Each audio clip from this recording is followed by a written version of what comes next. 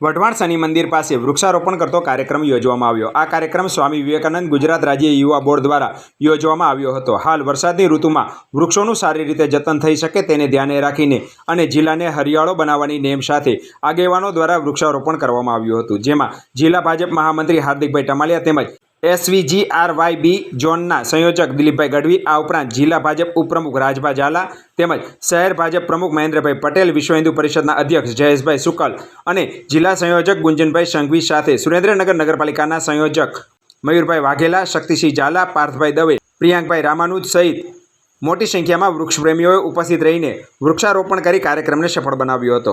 આ પ્રસંગે યુવાનો દ્વારા પર્યાવરણ બચાવવાની નેમ સાથે વધુમાં વધુ વૃક્ષો વાવીને પર્યાવરણ બચાવવાનો સંકલ્પ પણ કર્યો હતો।